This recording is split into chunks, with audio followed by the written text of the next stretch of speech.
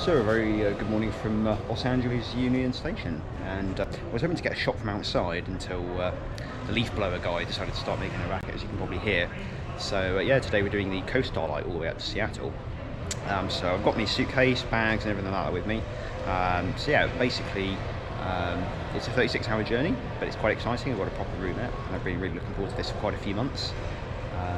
So yeah, let's go see what it's all about. There is a first class lounge here that I'm entitled to use, and I'm not actually too sure if it is. So that's going to be something I have to go and find out, is kind of where this lounge is. And you know, I'm not expecting it to be as glamorous as an airport lounge, but nonetheless should be somewhere fairly comfortable to sit. The architecture of LA Union Station is quite an interesting one. I mean, the station was opened back in the 1930s, so obviously it does have a much more modern appearance than many of our British counterparts, but no, I mean, it seemed pleasant enough as a place to hang about, though, as you say, it is a train station, so the comfy seating is probably going to be a bit of a luxury here. Hot in this elevator, or lift, as we say in England. Second floor.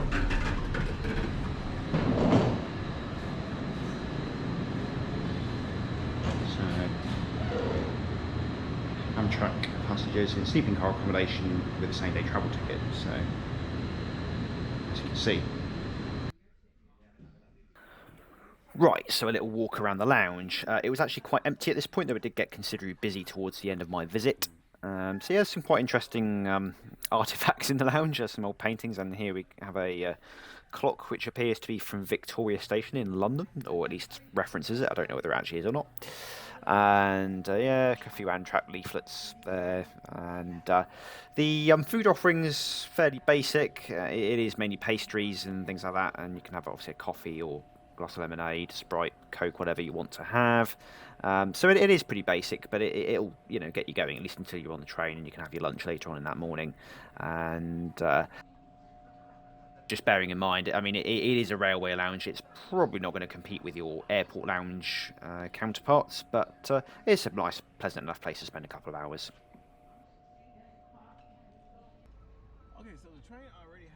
This sounded a little weird, but it's probably one of the parts of the experience I most enjoyed. It's being driven out to the platform by a cart, and yeah, the driver was pretty funny, and he had a good sense of humour, and he was telling us because our train was actually delayed slightly, so it's quite interesting. He was like, yeah, the train already had a water leak, and now there's something else wrong with one of the engines. So it was a fun enough experience, I have to say, and the weather was nice, so.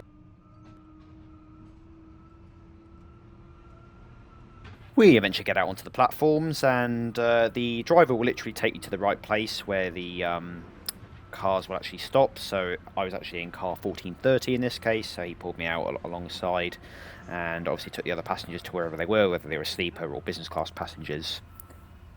So yeah, very nice little feature to have.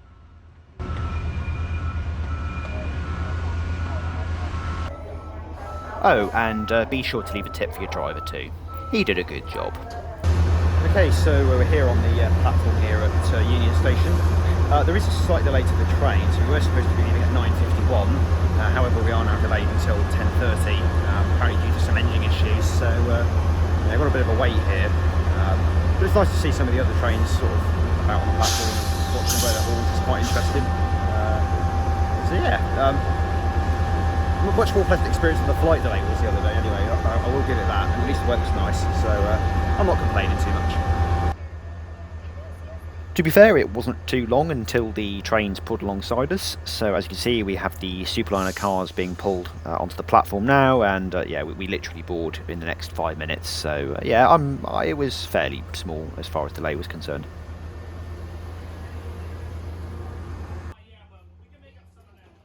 Step on board, as you can see, we have the toilets and the shower to the right, and then the rooms are to the left. Obviously, there are directions according to the room number, so rooms 11 to 15 downstairs, and then the other rooms are upstairs. I'm in room 12, so I will be downstairs on this particular occasion. There you go. Upstairs. What you got there? I'll have to apologise at this point for the lack of a scene actually leaving Los Angeles Union Station. However, this is a slightly later scene, a few moments later, where we're actually heading towards Burbank in California. So So hopefully this does make up for it. And it was around this kind of time that the sleeping attendant came to introduce himself to me, and then obviously the dining attendant came round shortly afterwards to take my reservation for lunch and dinner. And so yeah, we left by about 10:30, so it wasn't too much of a delay. And yeah, the journey begins.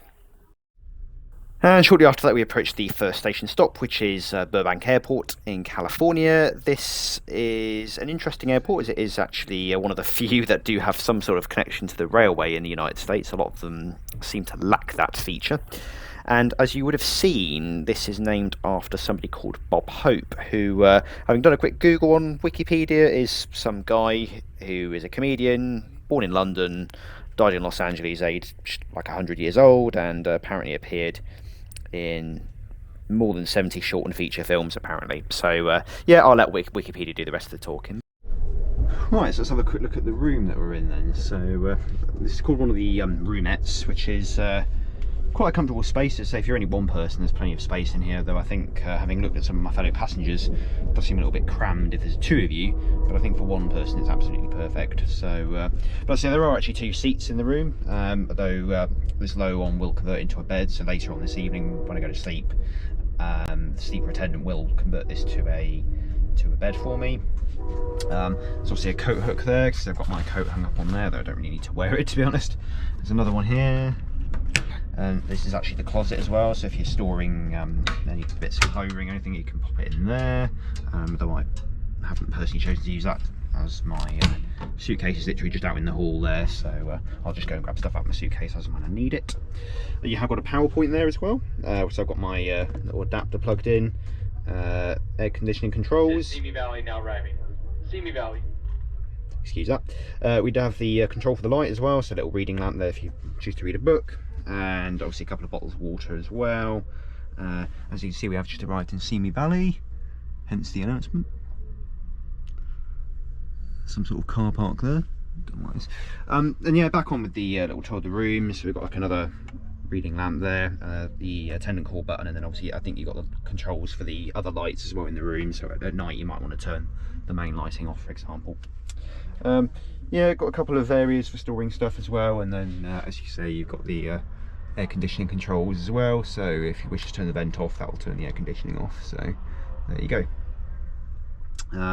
So yeah, that's pretty much the tour of the room for now. I mean, there is an upper bunk as well, though I won't be using that today because it's only me. And yeah, there we go. So dining on Amtrak then.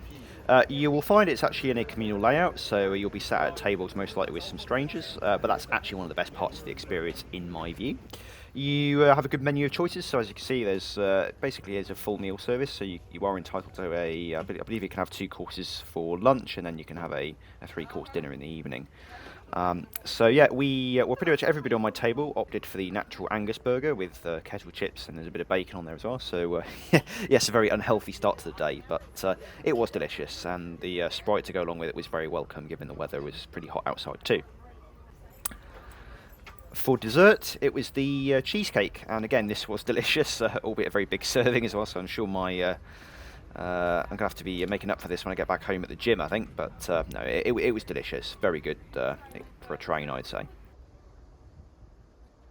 With lunch done, I decided to head to the viewing car. You actually have to walk through I think this is the business class section of the train to get to the viewing car, and as you say, you have to be pretty brave to do that whole journey in business class, I think. But once you get to the viewing car, as you can see, this time of day it was fairly empty, but as you say, it does get quite busy here at times.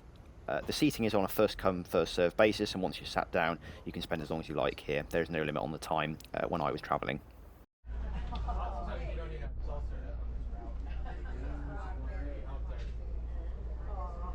And yeah, with these views, you can pretty much spend all day here. I mean, this is pretty awesome. The coastal scenery is, yeah, out of this world. It's, yeah, you know, you've seen pictures of it, but actually seeing this in real life, I have to say, is just really breathtaking.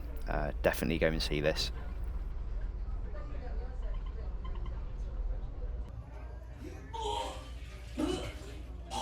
Oh, yeah, this is a pretty gross sight that I had at one point during my time in the viewing car. Was this? Yeah, put some socks on, please.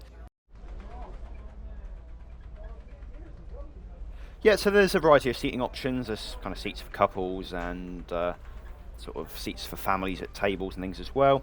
And if you are in the viewing car, if you go down these steps here, there is actually a shop on board. So if you want to buy yourself a Twix and a Diet Coke, you can go down here and purchase any of those items.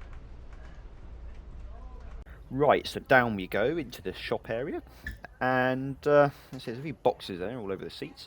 And so when you come in here, there was actually a limit of 3 people at a time when I was on board. For some reason, maybe it's just safety, I think, more than anything else. But yeah, you got a choice of Doritos, pretzels there, Twixes, Snickers, cookies, anything you could want. I only actually made one visit to the shop while I was on board, as I had plenty of water and coffee anyway. But so yeah, I was quite happy. But the shop is handy if you do need it.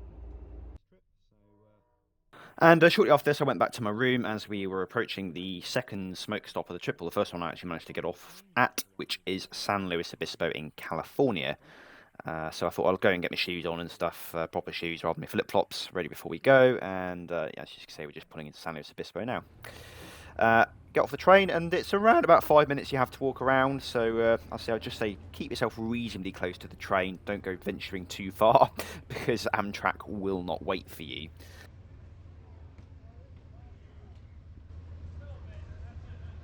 These were formerly used as sort of smoking stops. I mean, people do still tend to use them to have cigarettes and whatnot, but Amtrak does kind of market them more as fresh air breaks nowadays for obvious health reasons. But you do still see plenty of people going out and having cigarettes, so it's still fairly common. But it's nice to go and stretch your legs, and I would strongly advise you to take advantage of the opportunity when you do get it.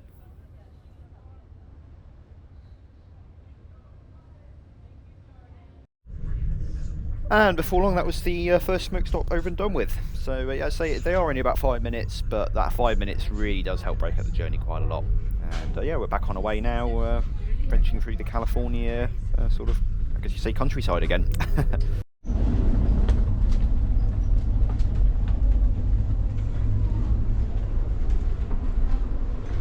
So you do get a bit of coffee here, and there is some water up there as well. Just to grab a little coffee.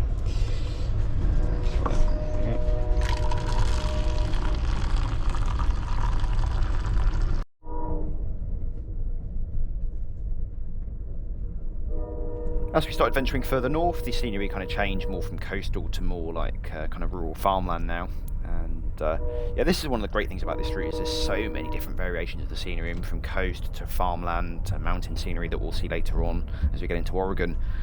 Yeah, it's so vast, but so amazing at the same time.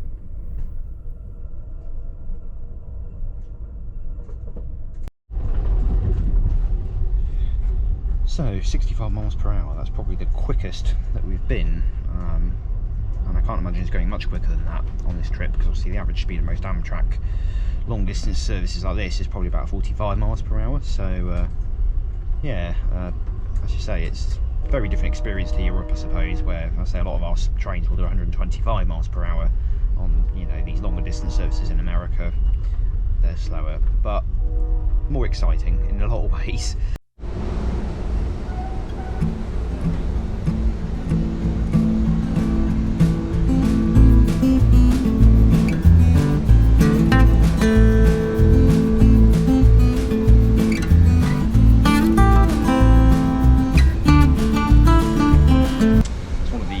Moments in the viewing car now, so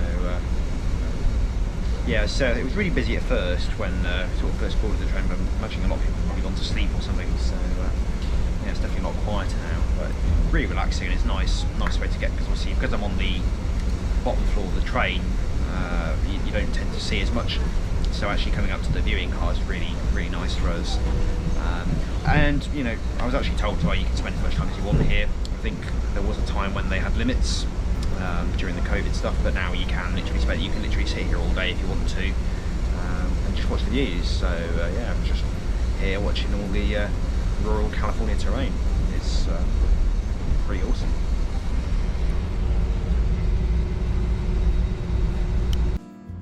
And a little bit later on during the day, it was time for our next fresh air break in Salinas, California. And as you can see, it's gone a bit grayer out there now, and it's not so sunny.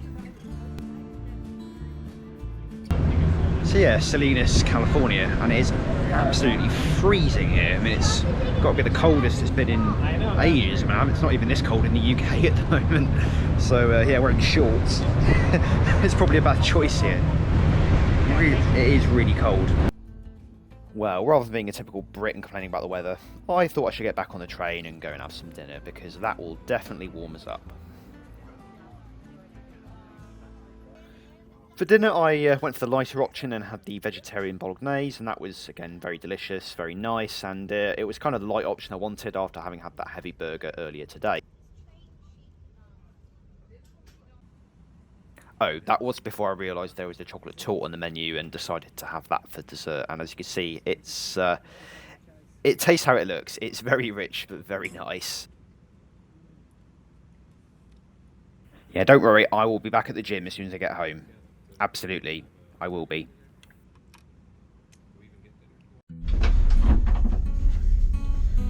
Right, and this is one of Amtrak's toilets. I think this is one of the kind of smaller sort of toilets on here, but as you can see, it's pretty compact. I mean, it's probably not out of touch really with the size of an airline toilet. It's probably quite a similar size, similar facilities, but nice and clean, very well kept. Put it this way, it's much cleaner than most British toilets, so I will give it that. And yeah, much more sanitary. So yeah, but it's your standard sort of vacuum toilet in many respects. So you just lift the lid, and you know, flush buttons there to flush the toilet.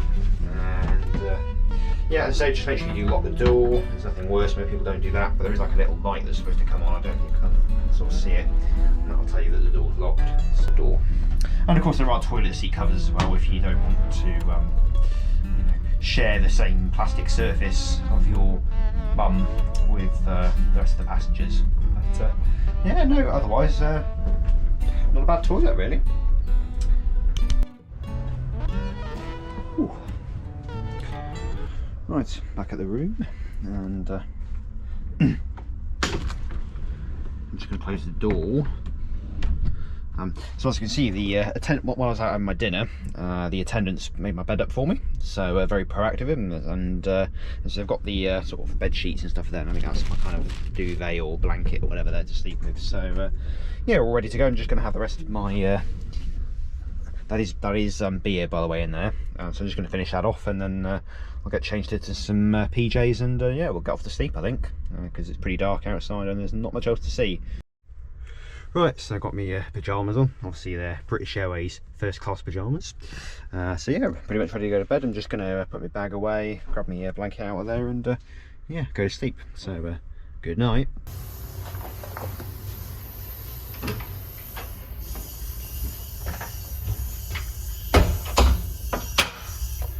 Right, so I have the Amtrak shower, which as you can see, it's right here. There are of course some clean towels and stuff here you can grab. It's always quite a... I've not had a shower on a train before, so this will be a first for me. Let's turn it on and see what... No, set timer. I'll set temp, yeah.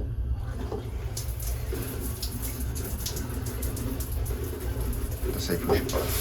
There we go. Well, yeah, that seems pretty reasonable. Right, let's get in then. See you in a minute. Right, so that's me out of the shower, and yeah, what can I say? That was absolutely perfect. Temperature was hot, and the pressure was really good as well. So yeah, the Amtrak showers are up to scratch and very good. So yeah, I'm just going to put my towel in the bag there, and then we'll get dressed and have some breakfast. Oh, I feel all refreshed now.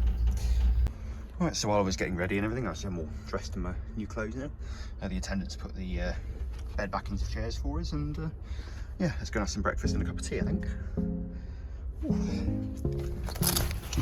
I see it's starting to lighten up out there a bit now.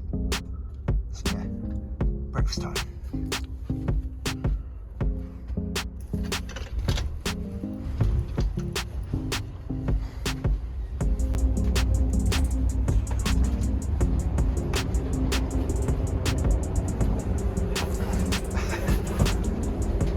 If I stand there, look, you can go past.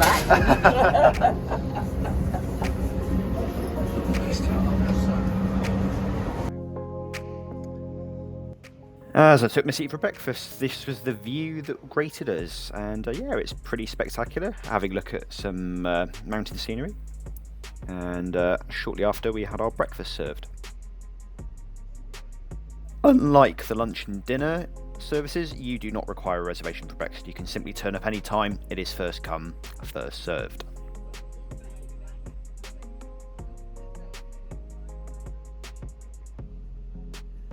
For breakfast, I went for the Texas Railroad French toast, which was really delicious, and yeah, good to set you up for the morning. And yeah, slightly questionable cup of tea. So yeah, if you are British like me, I would manage your expectations of that. After breakfast, we continued heading up north through Oregon in advance of our next fresh air break, which was going to be in Klamath Falls.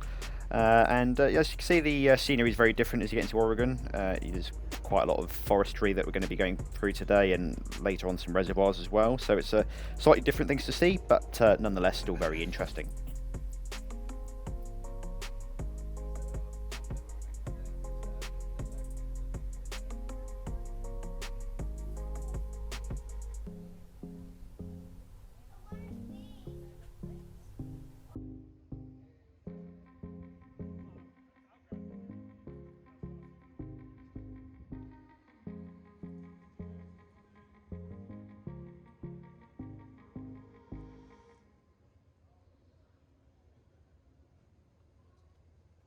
So, Klamath Falls, Oregon. This was the first fresh air break of the day, and I think a lot of people got off here just to go and stretch their legs, because obviously they had not gotten off the train since the night before. And yeah, see, it was a little bit blowy here, but it was pleasant enough, and yeah, nice just to have a bit of a stretch around. And something quite interesting about these are kind of American stations there, where you are literally right by the rail tracks, which is again very different to the experience in the UK, where we're not allowed to go anywhere near them pretty much. But yeah, interesting to see.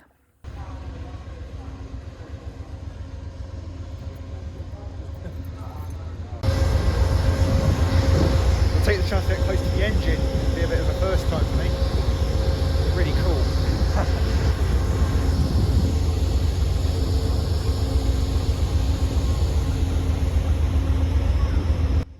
Oh, and apologies about the noise and the glare in the camera.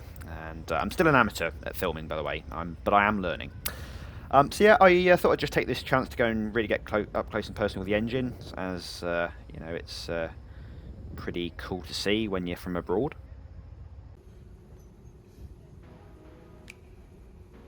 And within a couple of minutes, we were back on the train and leaving Klamath Falls, continuing our journey up north. As you can see, the scenery has evolved a little bit more now, so we're kind of in some open, what looks like kind of swampland a little bit. Yeah, it's not the prettiest scenery this part of the journey, but again, it's still interesting to see nonetheless, and it's still different to what we would get in the UK.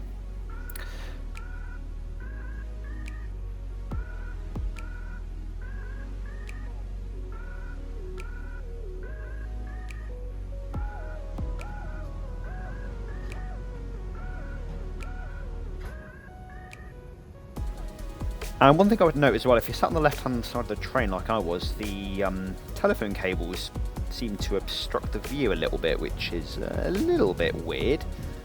But I suppose if you're maybe downstairs, actually your views would probably be better than upstairs in these two-level Superliner carriages.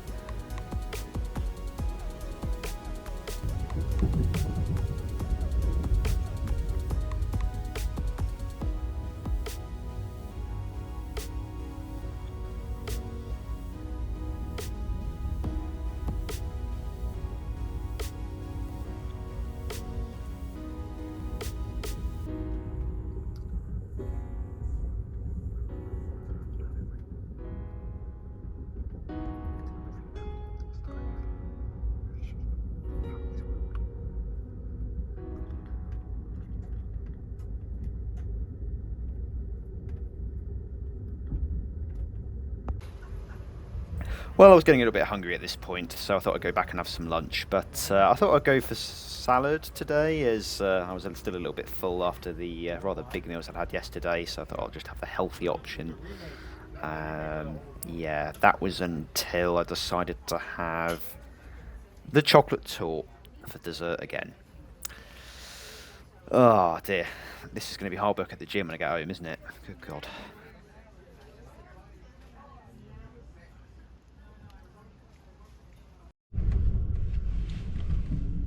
I decided to head back to my room at this point for a couple of hours. I thought I could just benefit from a bit of quiet time, and we were up in the mountains at this point, so there is no mobile reception up here. The conductors actually said over the PA system, yeah, make some friends, read a book, watch the scenery. There is no phone signal, there is no Wi-Fi, and it was put across in that way with the sense of humour included.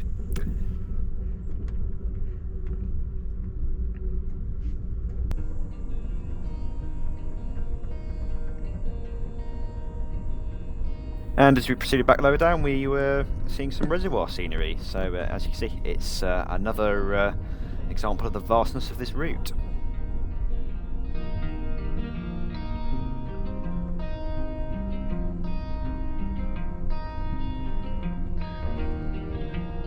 Okay, so we're just pulling into Eugene in Oregon now. This is going to be our next sort of fresh air break, smoke stop. And yeah, it's been about 3 hours since the last one, so it's been quite a long stint, I suppose, between breaks here. So it'll be nice to get out here, and it looks, weather looks good as well. So yeah, it'll be nice to get some fresh air for a couple of minutes.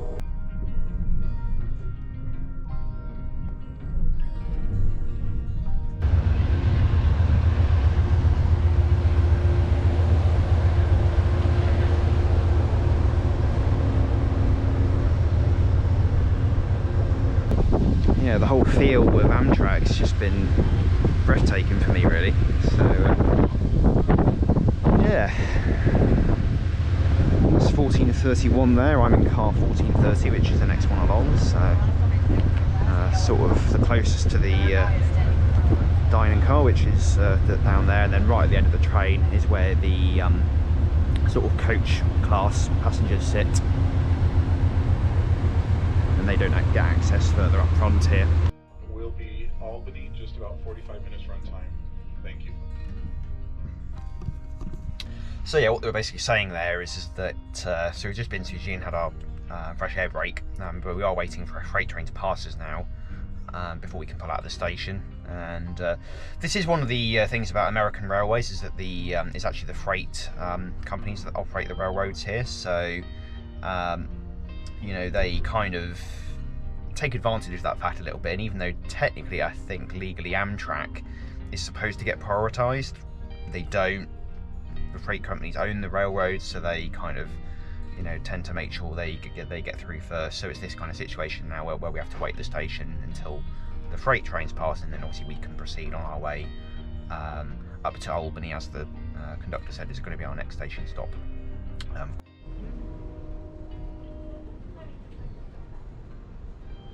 Before long, it was full steam ahead, or full diesel ahead, I should be saying, right?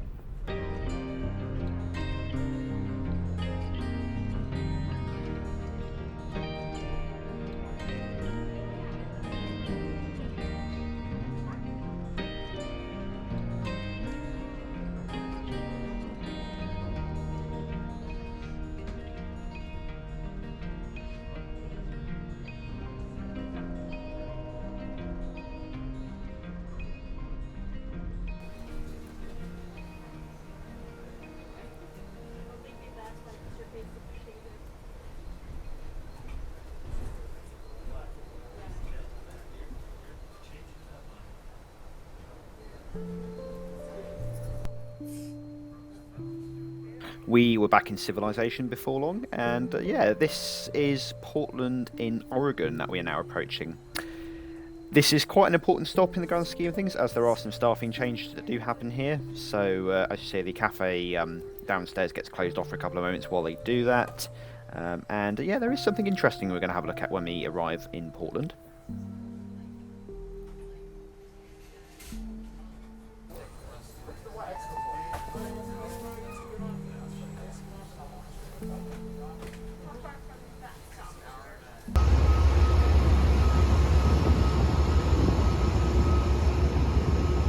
I think that's the Empire Builder service up there, and that obviously goes towards the east. And obviously this is our service here. Yeah, Coast Starlight.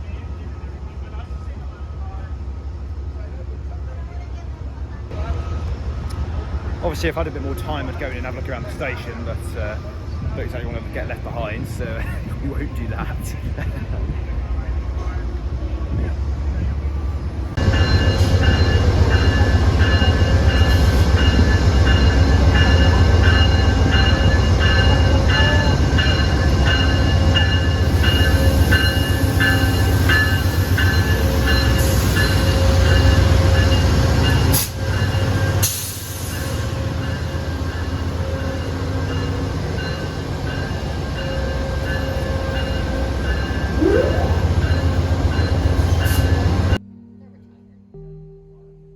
With that break done, we are now leaving Portland, Oregon, heading up north towards Washington State.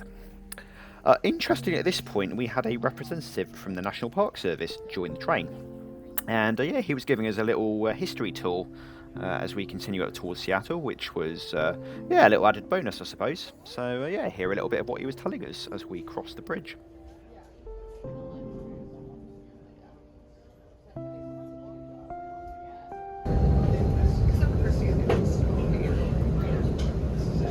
We're crossing over the Willamette River now. We get another view of downtown Portland, the shipyards here to our right. And to our left, we are just barely seeing the St. John's Bridge, this very tall, beautiful Gothic bridge here, crossing over the Willamette.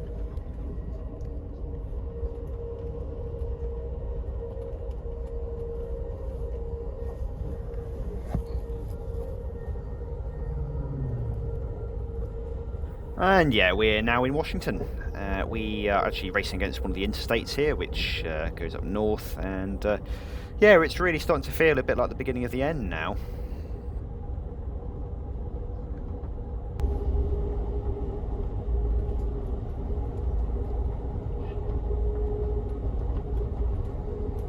Ladies and gentlemen, we're approaching our next station stop of Kelso Longview. Kelso Longview. This is your stop. Please look around to gather all of your personal belongings before exiting the train.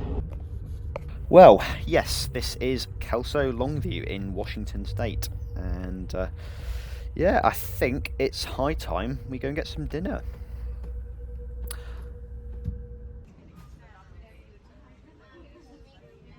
I opted for the Atlantic salmon, and there did seem to be some little extras on this service, because we actually had a baked roll, which was something that was lacking from last night's service, and I did have a pint of Heineken as well. And as part of my last supper, I decided to have the cheesecake once again. There was a lemon cake on the menu, but they didn't actually have this available at the time, so cheesecake was perfectly good though. And after dinner, it was back to the viewing car to continue looking at the scenery, and yeah, we had the chap from the National Park Service continuing his guided tour of rural Washington, and yeah, there were some quite interesting facts we learned here about some of this farmland, and you'll see quite an interesting station we pull up to in a moment, which is Olympia Lacey, started entirely by volunteers. Small, volunteer-run train station, I think really has a lot of heart and a lot of history behind it in terms of helping people find their way in the community. Bye. Yeah, this must be a crappy station. That's awesome. Oh, okay. They built it up It was going by right by grid. That's yeah, no big deal. awesome. No, I live in San Francisco. I've been on this train for a long time. Yeah. So yeah, we've just passed Tacoma, and we're on a kind of foam straight now back to Seattle. So I was up in the observation car having a chat actually with a couple of locals. I say somebody who actually lives in Seattle, and then another girl similar to my age who was actually visiting. So we were having a bit of a chat about some sort of advice of some things to go and visit while we're there. And it was a good chat actually. And this is again one of the amazing things about Amtrak, is you can have a chat with so many people on the train about, you know, your travels and stuff like that, and get advice. And I've really loved the whole experience, you know, just because of that, being able to talk to so many people and see the scenery. I mean, it's been awesome, really. I mean, there's no other word for it. So yeah, so we got kicked out of the observation car because I have to go and prepare and everything now. So just got to sit here for the rest of the journey now. But we should be in Seattle hopefully the next half an hour or so, and then yeah, off to my hotel, and well, that's the coast Starlight done. I mean, yeah, awesome trip. I can highly recommend it. Really enjoyed it. So yeah, as I say, we'll just keep an eye out on some of the scenery. There's not much scenery to see now. It's all kind of more like city-based stuff now. But yeah, I'd say we should be in Seattle in not too much longer. I mean, you can see how much bolder American advertising is from that sort of road board there.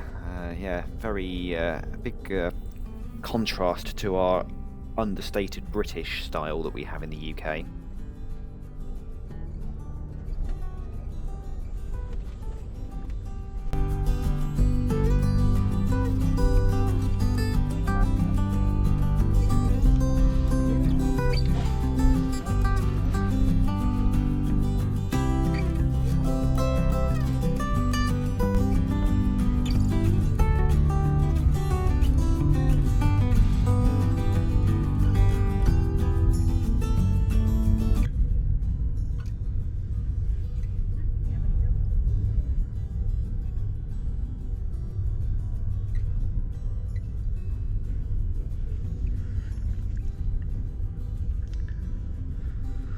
Well, this is us. Just pulled into Seattle Station, and that is the end of the journey.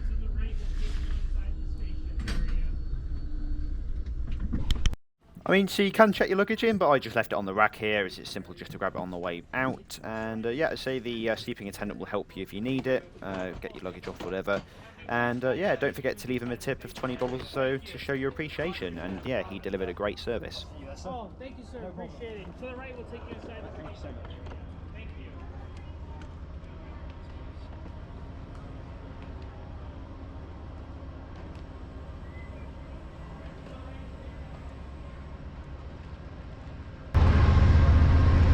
Well, that's us at Seattle King Street, and it's the end of the journey, and it's been really probably one of the best journeys I've ever done in my life, and it's been absolutely amazing. The people have been amazing, the crew on the train have been absolutely amazing, and the scenery's just been really awesome. And I don't know, I think I've come away from this being a bit of a changed person really from the experience. So yeah, I'm really grateful for the opportunity to come and ride the Coast Starlight. And yeah, so I hope you've enjoyed coming with me, and yeah, I'll see you in the next video. Bye for now.